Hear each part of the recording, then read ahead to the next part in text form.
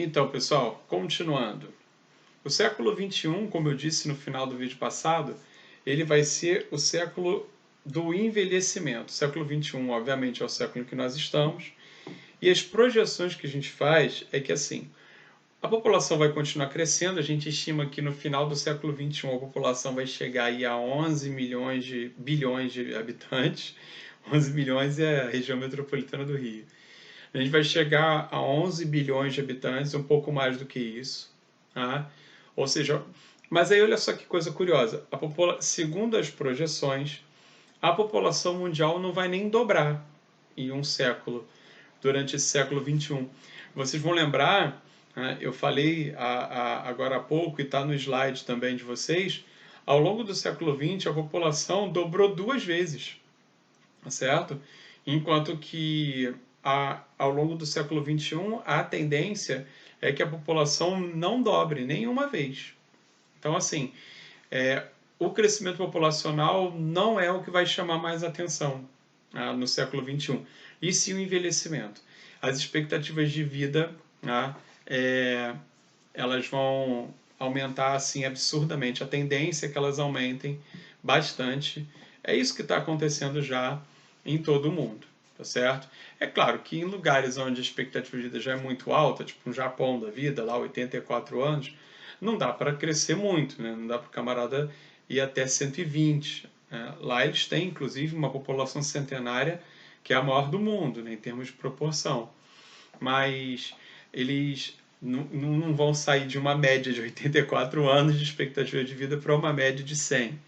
Agora, principalmente países que têm médias de expectativa de vida mais baixas, a tendência, se pegar a África, a própria América Latina, sul e sudeste da Ásia, essa galera vai ter um crescimento de expectativa de vida aí bem significativo, tá certo? Isso agora no século XXI, o século que nós estamos vivendo. Vamos entender por quê. Estou lendo aqui exatamente o slide que eu preparei que eu vou mandar para vocês. Bom, cai a taxa de fecundidade, isso é uma questão bem interessante, ou seja, as pessoas vão ter menos filhos, tá certo? É uma tendência do século XXI. Então percebam, dá uma paradinha aí.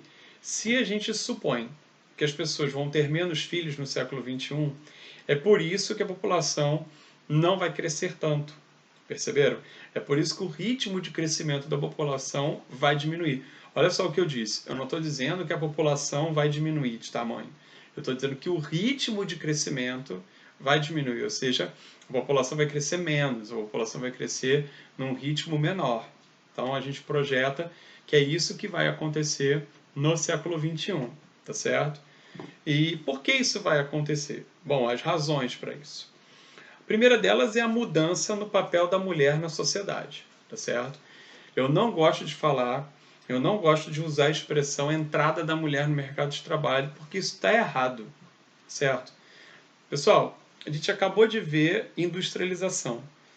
E eu falei para vocês algumas vezes, ainda no presencial lá, que na primeira Revolução Industrial todo mundo trabalhava. Homens, mulheres, crianças. Aqui no Brasil, no início do nosso processo de industrialização, todo mundo trabalhava, inclusive mulheres. Minha mãe foi operária, tá certo?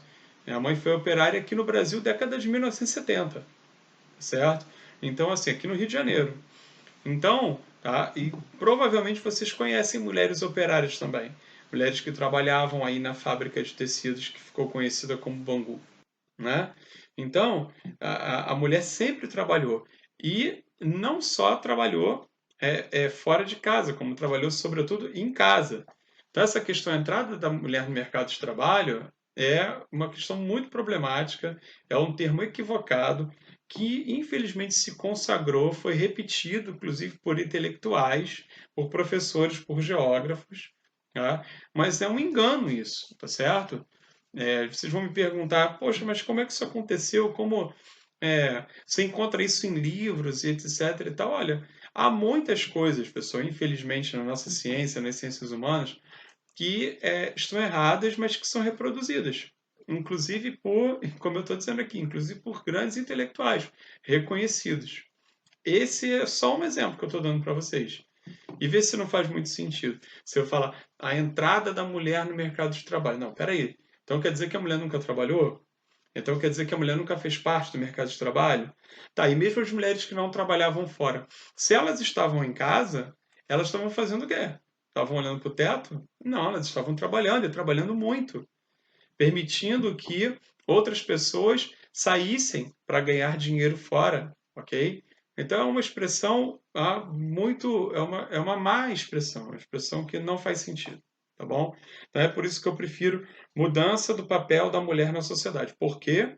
Porque aí sim, a mulher hoje está tendo uma trajetória cada vez mais parecida com a do homem. A mulher hoje, a maioria, elas estudam mais do que os homens.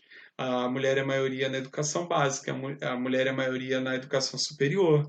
A mulher é a maioria no mercado de trabalho, tá certo? Formal, no mercado de trabalho, né, regular. Então, a mulher hoje tem a possibilidade de estudar, de morar fora, de morar sozinha, sem enfrentar tantos problemas, sem enfrentar tantos tabus quanto no passado. Então, isso está levando a uma queda na taxa de fecundidade. O custo de ter filhos, né? É muito caro ter filhos, está ficando cada vez mais caro.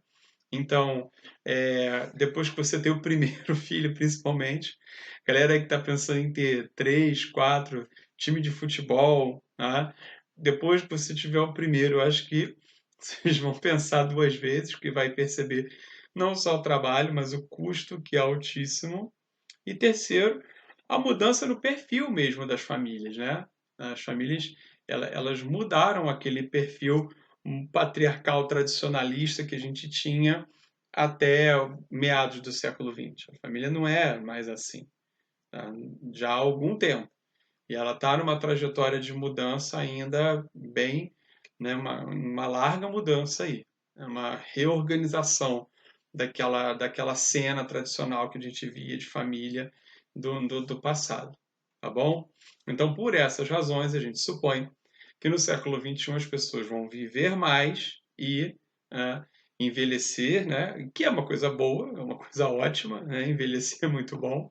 Se você não envelhece, significa que você morreu antes, não é verdade?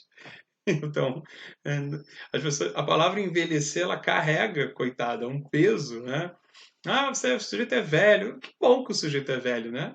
Se ele não fosse velho, significa que já teria morrido. Então, tem uma música, né, do Arnaldo Antunes, antes da gente acabar aqui, eu cito alguns versos para vocês.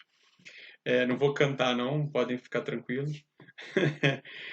Só para a gente poder finalizar, que, né, comparando o século XX com o século XXI, a gente vai dizer que o século XX foi o século em que o crescimento demográfico chamou mais atenção, e o século XXI foi aquele em que o envelhecimento. Foi não, né? Porque está sendo ainda. Será aquele em que o envelhecimento, né, vai chamar mais atenção. Tudo bem? O envelhecimento, que é essa coisa boa aí. Tem uma música a música do Arnaldo Antunes que eu citei para vocês chama exatamente envelhecer, né? E ele diz, um dos versos que ele diz é exatamente esse: a coisa mais moderna que existe nessa vida é envelhecer. E aí ele continua: a barba vai crescendo e os cabelos vão caindo para a cabeça aparecer. Os filhos vão crescendo e a gente aprendendo que agora é para valer. Os outros vão morrendo e a gente aprendendo a esquecer. E aí ele continua, quem tiver curiosidade procura lá, tem no Spotify, Envelhecer do Arnaldo Antunes. Tá certo? Valeu.